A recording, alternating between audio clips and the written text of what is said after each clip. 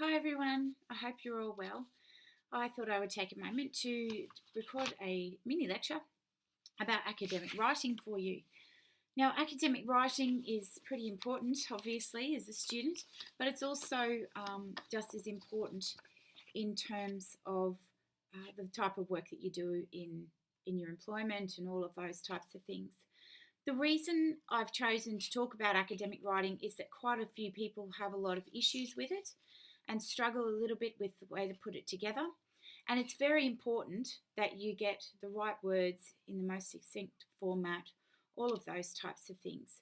So that's the reason why I've used this sorry graphic on the first slide, because sometimes simple language can help get the message across. So what I'm going to talk today about is a bit about essay writing, paragraphing and how important that is, and the basic components of writing as we work through this lecture.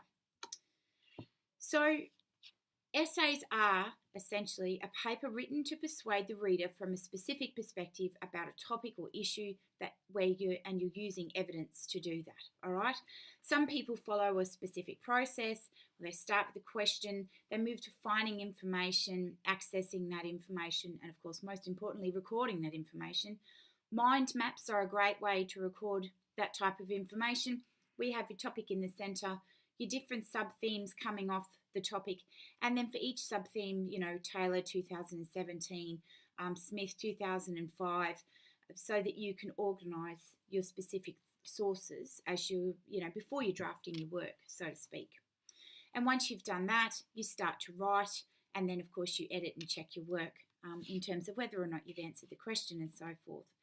Now, although these forms of writing you don't, typically get asked to do an essay as part of your job, you will be asked to write different forms of persuasive text. And that's where essay writing comes in. It helps you hone those skills while you're at university. So essay structure is extremely important. And this is a very standard essay structure where we have the introduction, which makes up about 10% of your overall discussion. Then we have the body of the essay, which is where you have your sections, your subsections, with titles and so forth.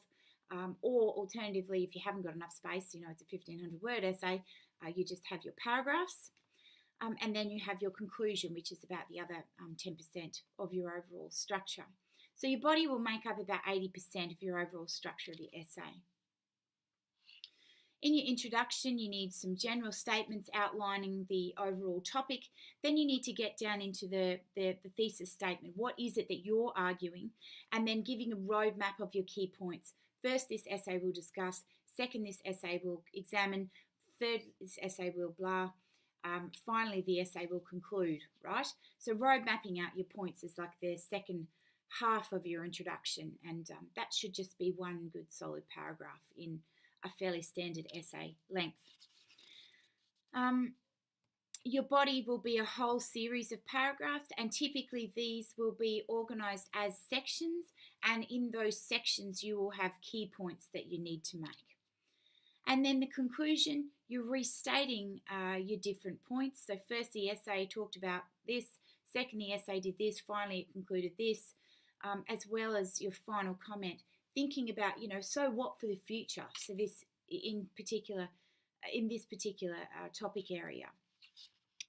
So that's a basic essay structure. Sometimes you can focus your essay into a question or a statement. That'll help you think about what to include or exclude. Think very carefully about this in terms of excluding material, what you don't need to cover off on. Try not to be too general or broad, or too narrow initially. It's pretty important to think carefully about that. Think of a wide topic title, so something that relates to your topic that you can put at the top of your essay. Think of what your thesis or argument is. So you might be talking about, counter-terrorism policing. What are you saying about counter-terrorism policing? Do we need to move towards more community approaches? And that's your perspective in counter-terrorism policing. Do we need to use more reactive approaches where you get more police in order to support stamping out counter-terrorism policing? So think about your thesis and your argument in your essay. Make sure you plan with your clear 3-part structure. Make sure it's well balanced. So if you're doing tell me about everything in this field and give me the pros and cons, then you'd need the pros, the discussion around literature on the pros, and then you'd need discussion on literature around the cons. So make sure it's well balanced across both of those areas if that's what your specific task is asking you to do. Make sure you've got a question to guide your investigation. Talked about that above. And finally, don't procrastinate. Make sure you actually make a start. And there's some really good tips there on that Sydney University site for you that talk about that in a bit more detail.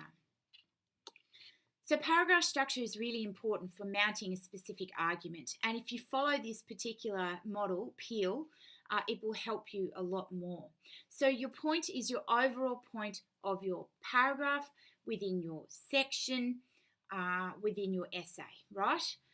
Then you need to put in your evidence, which is where you've got your literature or your government documents or your media sources, whatever it might be, to support your specific point. Then you've got your explanation, which says, it tells the reader, why is this information being included here? You have to explain how your evidence supports your point, your overall point, your P over here.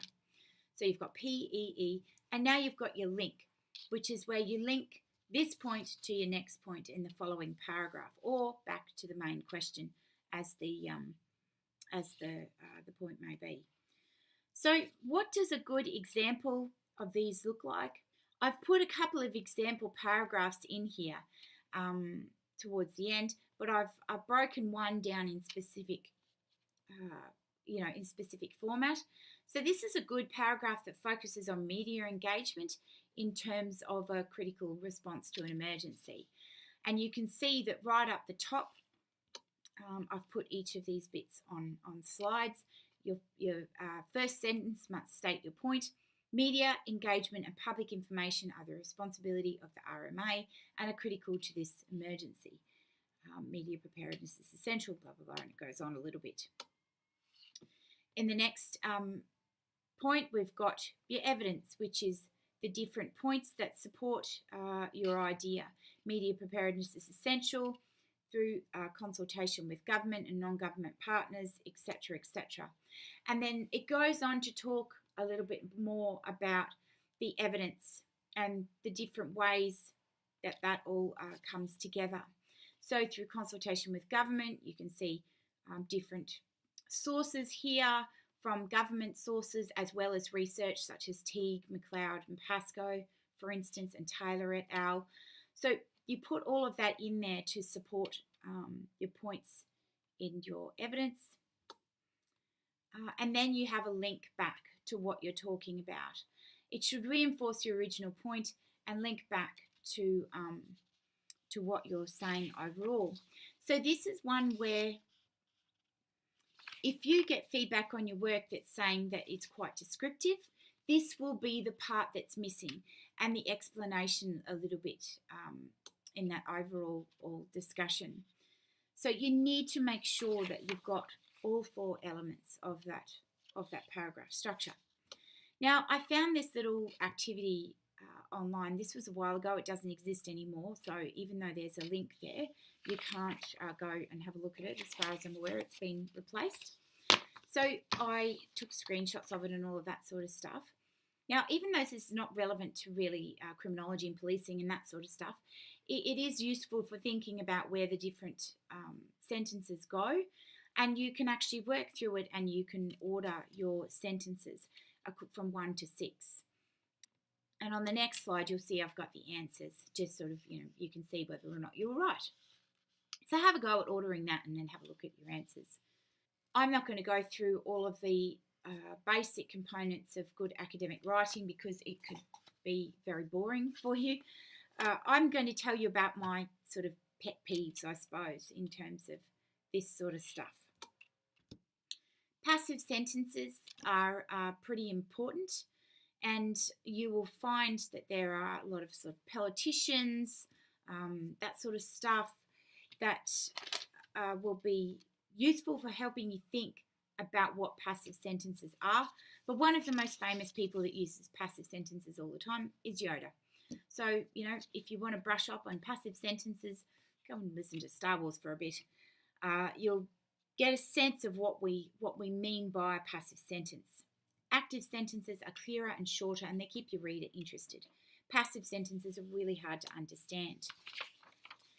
That is often a superfluous word, and that is something that you can go through and you can look at in terms of whether or not you can cut those out. So I just thought I'd give you that little tip. If you're over the word limit, you can look at the word that. Long sentences make your brain hurt, particularly for the person reading. Never have a sentence more than 3 lines. Split long ones into shorter sentences. Make sure you reword those sentences so they actually are full sentences. Don't just chuck a full stop in the middle and hope for the best. And the best way to find these is to read them out loud. I've given you an example here in terms of getting you to actually fix that sentence. How would you do that? Think about that and work through it. Big words don't usually get you big marks. Make sure you use simple language so that you have the capacity to be understood very clearly in your work. So, things like facilitate, demonstrate, discontinue. Look at words like ease, show, stop, things like that, so that it's just simpler language overall and you don't look like you've read a thesaurus that morning. More words usually don't get a lot more marks either. Again, keep your language simple and to the point. And the best way for you to do this is to have a look at how you can cut down on words. This happens in the editing and checking work stage of your writing. So go through, print it out on paper, grab a red pen, sit under a nice tree somewhere, give yourself 24 hours before you do it so you've got fresh eyes, and then have a look at your work. Paragraphing is absolutely vital. You need to have at least 4 to 5 sentences, which I have demonstrated in that Peel structure for you. You should have a single idea or topic. In your paragraph, you present that idea or topic, you explain the idea and give evidence to support it, and then you conclude and link to your next idea or topic. I've got some basic rules here for good writing about what it looks like so that people like your work and don't hate it. Using short sentences, using full paragraphs, most importantly, using the shortest, simplest words possible, avoiding unnecessary words, using verbs for action, avoiding cliches and jargon. And if you're really in doubt, if you're wondering how it links in, just leave it out. So this just gives you a few basic rules for good writing overall. And that's it. I hope that was helpful. If you've got any questions, please don't hesitate to get in touch at any time. See you later.